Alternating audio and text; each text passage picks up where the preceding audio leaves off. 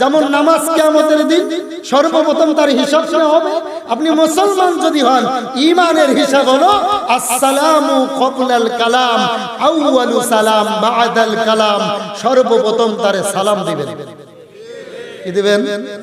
এখন আপনি যদি দেখেন আমি তো জামাত ইসলাম করি, ও বল্টু মিয়া তো বিএনপি করে, সালামের গুষ্টি কিলাই হইব কথা কোন? আমাদের ভিতর থেকে আগে হিংসা দূর করতে হবে। কি বলেন ভাই?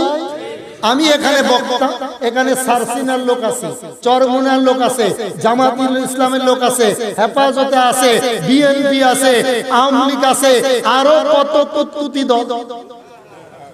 কত কয় না রে? আমার সেই ইঞ্জিনিয়ার কই আছেন? আর তোলেন, এই যে আরেক দলের লোক, বোঝেননি আপনি পরিচয়।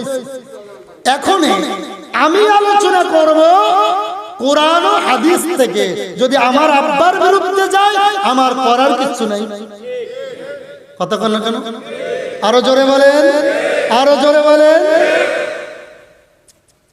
সূরা কাহফ, এই কাহফের ভিতরে আসহাবে কাহফের ঘটনা আছে। 18 নম্বর সূরা। কত নম্বর? আলেমরা একটু কথা বলেন না ভাই, আমি তো মজা পাচ্ছি না। কত নম্বর? 18 নম্বর সূরা। সূরার নাম হলো কাহফ। শেষের আগের একটু আয়াতের টুকরা আল্লাহ রাব্বুল আলামিন বলেন, কুল লাউ কানাল বাহর মিদাদান লিকালিমাতি রাব্বি লানাফিদাল বাহরু ক্বাবলা আন তানফাদা কালিমাতু রাব্বি ওয়ালাউ জিনা বিমিথলিহি মাদাদা। সুবহানাল্লাহ। আল্লাহ কি বলে দেখেন, তাম পৃথিবীর পানি যদি কালি হয়, কি হয়? সবাই বলে। তাম পৃথিবীর গাছ যদি কলম হয়, কি হয়? জিন আর ইনসান যদি ওই কলমের কালি দিয়ে আমি রবের গুণগান লিখতে শুরু করে, জিন ইনসান দুই জাতি লিখবে, আর কালি লিখতে লিখতে কালি শেষ হয়ে যাবে। ওই কলম নামক গাছগুলি ক্ষয় হয়ে যাবে, আর জিন আর ইনসান শেষ হয়ে যাবে। ওয়ালাউ জিনা বিমিথলিহি মাদাদা, আমি রবের গুণগান করা শেষ হবে না। জোরে কোন আল্লাহু আকবার। কি বললাম? জিন আর ইনসানের আয়াত শেষ। আটলান্টিক সাগরের কালি শেষ। তাম পৃথিবীর গাছ নামক কলম, এরপর আমার রবের গুণগান করা শেষ। জোরে বলেন।